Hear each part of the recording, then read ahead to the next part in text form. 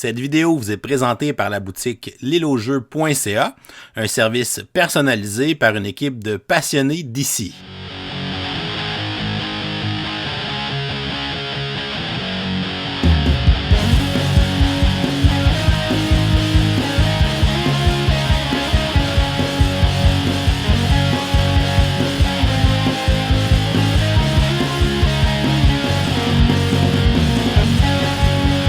Bonjour les gamers, bienvenue à Professeur Board Game. Mon nom est Pierre-Marc, en remplacement de David, pour vous présenter la deuxième extension de Dune Imperium, Immortality.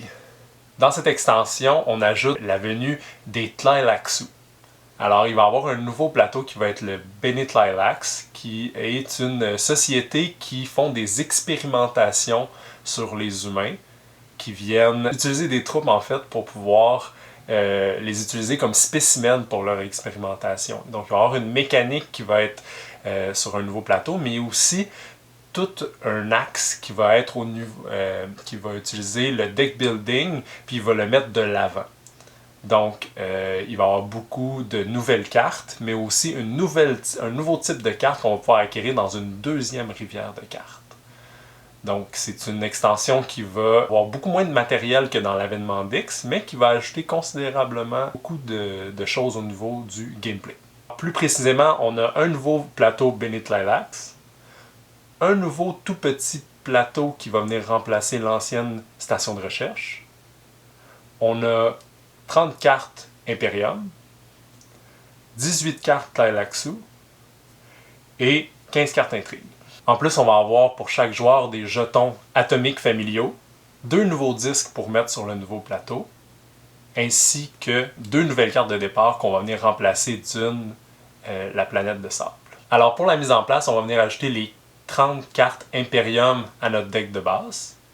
On va venir brasser et former un paquet des nouvelles cartes Tleilaxu en révélant 2 nouvelles et en mettant la carte de réserve à côté de cette nouvelle rivière de cartes-là. Ensuite de ça, on va venir enlever nos 2 cartes d'une la planète des sables par les 2 nouvelles cartes expérimentation. On va ajouter les 2 plateaux, le plateau Bene Tleilax ainsi que la station de recherche. On va donner à chaque joueur un jeton atomique familiaux et on va mélanger les 15 nouvelles cartes intrigue au deck de cartes intrigue. Sur le nouveau plateau Bene Tleilax, on va venir mettre un jeton de chaque joueur sur la piste Bene Tleilax et sur la piste de recherche. En plus, au départ, on va venir mettre 2 jetons d'épices sur la 4e case de la piste de Bene Tleilax. Sur ce plateau Bene Tleilax, on va avoir une piste de recherche. À chaque fois qu'on va voir le symbole de recherche, par exemple sur notre carte de départ expérimentation, on va pouvoir prendre notre jeton et l'avancer d'une case supplémentaire. Si on a un choix, on va pouvoir prendre vers le haut ou vers le bas. Et immédiatement, quand on va bouger sur cette case-là, on va venir prendre le bonus qui est symbolisé en dessous. Parmi ces bonus-là, on a beaucoup de nouvelles icônes, dont celui de spécimen. À chaque fois qu'on a un symbole de spécimen comme ça, on va prendre une de nos troupes et on va venir ajouter le spécimen dans l'espace qui s'appelle les cuves d'Axolotl. Un autre symbole qu'on retrouve, c'est celui de Scarabée, qui est le symbole des Bene Tleilax. À chaque fois qu'on va retrouver ce symbole-là, on va pouvoir avancer sur la nouvelle piste de Bene Tleilax avec notre marqueur d'un espace. Sur cette piste-là, on va avoir des bonus de cartes intrigue, mais aussi des bonus de points de victoire. D'ailleurs, le premier à se rendre sur la 4e case va pouvoir prendre les 2 épices qu'on a mis au départ et aucun autre joueur va pouvoir prendre ces 2 épices-là. Par contre, tout le monde va pouvoir obtenir le point lorsqu'ils vont arriver à la 4e ou à la 7e case. Cette piste de recherche-là est divisée en 3 sections. La section de départ, la section du milieu et celle de la fin de la piste. À partir du moment où on est dans la 2e section, on va pouvoir activer toutes les fois où on va voir le symbole de marqueur génétique où il y en a seulement un, on va pouvoir l'activer seulement si on est au moins rendu dans cette section-là de la piste. À partir du moment où on est rendu dans cette section-là, on va également pouvoir acheter les nouvelles cartes d'Intalaxu et les mettre directement sur le dessus de notre deck. Je vais revenir plus tard sur exactement comment fonctionne l'achat de ces cartes-là. Si on arrive à la fin de la piste, alors là, on va pouvoir activer les doubles jetons de marqueur génétique, les 2 symboles de marqueur génétique. Et en plus de ça, si on a d'autres symboles de recherche pour la suite, à la place d'avancer, on va pouvoir piger une carte. Un nouveau type de carte qu'il y a, c'est les cartes Blenit Lilax. Et on va avoir un deck de 18 cartes, ainsi qu'une rivière de 2 d'entre elles pour pouvoir les acheter, ainsi que la carte Force Reconquise qui va toujours être présente et qui, lorsqu'achetée, va rester disponible pour tous les autres joueurs. La façon d'acheter ces cartes-là, ça va être dans notre phase de révélation, mais on n'utilisera pas des persuasions pour pouvoir les acheter, on va utiliser les fameux spécimens qu'on a mis dans nos cuves d'Axolotl. Le coût est écrit en haut à droite, et pour payer, on va simplement prendre des spécimens qui sont dans la cuve et les remettre dans notre réserve personnelle. Et cette carte-là va aller directement dans notre défausse, comme quand on achète une carte régulière. Évidemment, on va remplir la rivière de cartes, comme on fait avec l'autre type de carte. Ces cartes-là vont se ramasser dans notre deck, ils vont agir sensiblement de la même façon que les autres cartes, mais elles vont inclure quelques nouvelles mécaniques. La première mécanique qu'il y a de nouveau, c'est qu'on va pouvoir utiliser ces spécimens-là non seulement pour acheter les cartes Blenit Lilax, mais aussi pour payer des coûts sur certaines des cartes qui vont se ramasser dans le deck d'Imperium. Donc par exemple, le trafiquant d'organes nous permet, lorsqu'on le joue, de dépenser un spécimen pour gagner 4 Solari. L'autre mécanique, très différente et assez innovante, c'est celle de greffe. Les cartes greffe ont le terme greffe dans leur boîte d'agents, en plus d'avoir un fond vert. Ces cartes-là doivent être jouées en communion avec une autre carte, qu'elle soit une carte régulière ou une autre carte greffe, et elle va venir ajouter ses effets à l'autre carte. Donc on va vraiment combiner 2 cartes ensemble. On va avoir possibilité de jouer notre agent sur n'importe quel des symboles qu'on va venir prendre d'une ou de l'autre carte, et on va pouvoir résoudre l'habileté de sa boîte d'agent de la carte avec laquelle on l'a joué ou de la carte greffe dans l'ordre de notre choix après avoir posé notre agent et payé le coût de l'emplacement. Certaines cartes vont même avoir des conditions d'être greffées à une autre carte pour pouvoir avoir certaines habiletés. Par exemple, l'espionnage industriel nous fait piger une carte, mais si on la greffe, on va pouvoir avancer sur la piste de recherche et gagner un spécimen en plus. Finalement, la dernière mécanique, c'est celle qui utilise les marqueurs génétiques. Par exemple, le sujet X137, lorsque joué, nous permet d'avancer sur la piste des Blenit Lilax seulement si on a au moins atteint la deuxième partie de la piste de recherche qui active notre marqueur génétique. Un autre exemple, c'est la percée scientifique qui nous permet d'avancer sur la piste de recherche, et à ce moment-là, si on est rendu à la fin de la piste de recherche, c'est-à-dire qu'on a nos 2 marqueurs génétiques, on va pouvoir détruire cette carte-là de notre deck et gagner un point immédiatement.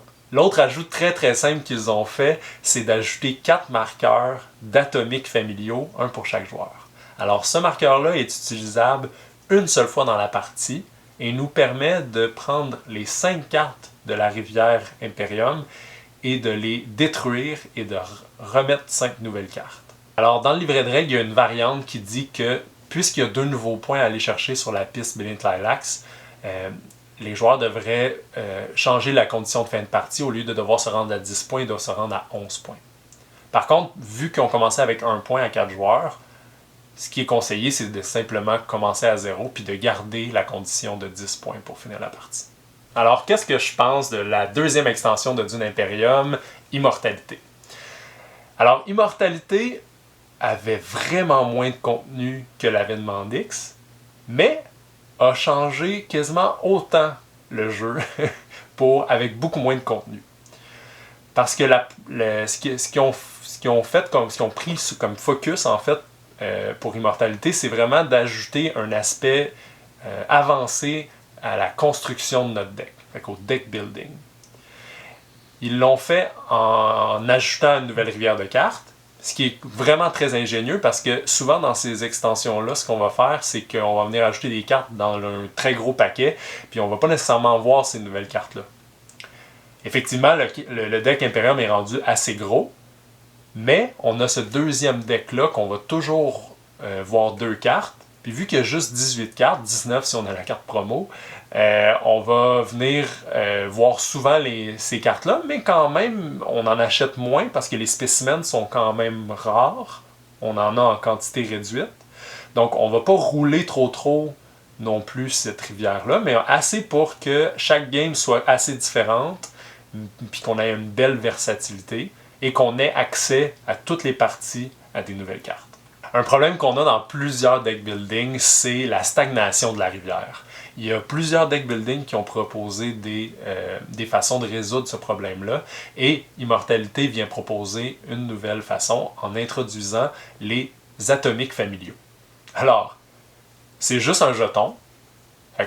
En théorie, en sachant la règle, vous pourriez déjà l'introduire dans vos parties sans Immortalité, parce que c'est juste un jeton qu'on utilise pour une règle qui est très simple en fait.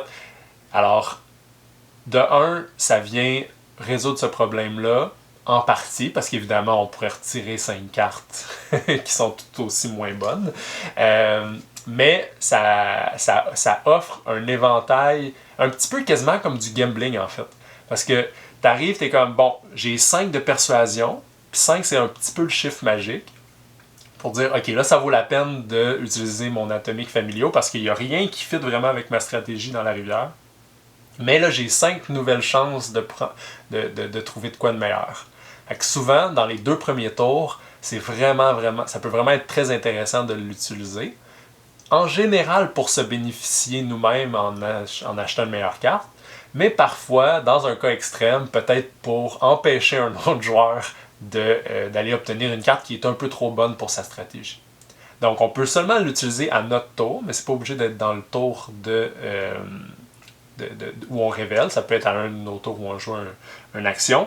Ça nous donne une très bonne flexibilité sur comment on l'utilise. Puis au départ, moi et plusieurs personnes, on avait quand même un petit doute sur le côté un peu trop chaotique de la chose. Parce que si tu bases ta stratégie en fonction de pouvoir acheter une carte, puis que quelqu'un utilise son atomique familiaux pour pouvoir simplement la retirer, ça peut créer plus de chaos qu'on le voudrait dans un format un peu plus compétitif. Cela dit, je trouve que après avoir joué des centaines de parties avec Immortalité, j'avoue que c'est très plaisant de pouvoir l'utiliser. Puis en général, les gens l'utilisent plus pour se bénéficier eux que venir forcer les autres là, à acheter autre chose. En plus de ça, dans un format un petit peu plus casual, je trouve que c'est une excellente addition qui est juste du positif. Parmi les nouvelles cartes Imperium, il y a des excellentes nouvelles cartes. Donc, c'est sûr que le pouvoir des nouvelles cartes vient un petit peu diminuer les cartes qu'il y avait dans le jeu de base puis dans l'avènement d'X. Par contre, une des meilleures cartes reste probablement Lady Jessica qui était dans le jeu de base. Cela dit, il y a maintenant une panoplie de combos qu'on peut faire avec les nouvelles cartes Bennett Lilacs et les nouvelles cartes Imperium qui rendent le jeu potentiellement beaucoup plus compliqué, plus complexe, parce qu'on peut ne pas voir ces interactions-là, ou on peut les voir et en bénéficier plus que les joueurs qui les ont pas vues. Donc, c'est vraiment une extension qui va parler aux gens qui aiment Dune Imperium au point où ils veulent aller plus loin, aller chercher vraiment des interactions qu'ils n'avaient jamais vues encore avec la première extension ou avec le jeu de base. On peut faire des tours où on monte de 4 dans une faction en un seul tour. On peut greffer des cartes avec des combos qui vont être complètement oppressantes pour les autres joueurs. Il y a vraiment toutes sortes de combos qui évidemment on peut pas faire à chaque partie parce que ça prend une combinaison de cartes pour pouvoir les activer, mais c'est toujours intéressant de partir en partie, d'aller chercher ces combos-là, puis de toujours être à l'affût de j'ai cette carte-là, elle pourrait comboer avec telle autre carte, etc. Donc, il y a vraiment beaucoup de potentiel dans le design qui s'est ouvert avec Immortality, puis ça en fait une extension qui est fascinante à jouer. Donc, pas seulement qui est bonne, mais qui va nous forcer à nous creuser le cerveau, à nous faire réfléchir d'une autre façon. Hein. Think outside of the box, c'est vraiment ce que nous amène Immortality. Et j'aimerais parler en particulier de la carte qui a fait le plus jaser depuis qu'elle est sortie, c'est la carte Ghola. Ghola, c'est une expérimentation que faisaient les Bénédicte Lilacs, très particulière sur les gens morts en fait. Fait que sur les morts, ils venaient récolter des spécimens, ils faisaient des clones. Mais ça existait déjà dans l'univers de Dune, les clones sur les vivants. Mais les Bénédicte Lilacs font des clones sur les morts. Puis ce que ça fait en fait, c'est qu'ils vont chercher leurs rêves. En tout cas, il y a tout un côté un peu bizarre là, dans la thématique. Mais cette carte-là, elle incarne vraiment bien l'imaginaire de ces Gholas-là parce qu'elle nous permet de copier la boîte d'agents de la carte avec laquelle on la greffe. Évidemment, ça laisse l'opportunité de toutes sortes de combos qu'on n'aurait pas pu imaginer. Donc, c'est une carte qui est à la fois dangereuse, parce que ça peut briser parfois certaines parties, mais aussi tellement fascinante. Puis je trouve que ça met en perspective beaucoup l'esprit de design que Paul Dennen a voulu mettre dans cette extension-là. De créer des moments de jeu, des expériences, de créer des moments où on se dit « Wow! » Tu te souviens-tu la fois où tu as greffé Ghola avec la révérende mère? Tu te souviens-tu de la fois où tu as greffé Ghola avec telle autre carte? Donc, il y a plein d'histoires qui peuvent se passer avec cette carte-là, puis je pense que c'est vraiment un espace dans le design qui est super intéressant. Alors, pour finir, je dirais que Immortality s'adresse aux fervents de Dune Imperium, assurément, mais peut aussi parler aux joueurs moins expérimentés parce que le jeu offre beaucoup de plaisir, en fait. C'est vraiment une extension qui offre excessivement beaucoup d'avenues pour explorer. Okay? Il y a beaucoup à explorer dedans, même s'il y a vraiment peu de composantes et pas tant de cartes que ça non plus. Ils ont vraiment bien balancé ça pour qu'on ait beaucoup à explorer et c'est vraiment la force. Je dirais que c'est un peu moins un essentiel que l'avènement d'X, mais en même temps, je dirais que c'est la plus amusante des deux. C'est drôle à dire, mais c'est ça. Donc, Immortality, je l'ajoute à chacune de mes parties avec Avènement d'X. J'ai jamais essayé sans l'Avènement d'X. Pour moi, les deux ensemble forment un excellent jeu. Cela dit, j'ajouterais aussi que ça ajoute pas mal de temps à l'explication de devoir expliquer le jeu de base, l'Avènement d'X et Immortality. Donc, pour introduire un joueur, je pense que j'irai une extension à la fois quand même. Dans tous les cas, j'espère que vous avez aimé la vidéo et je vous dis à la prochaine et continuez de gamer!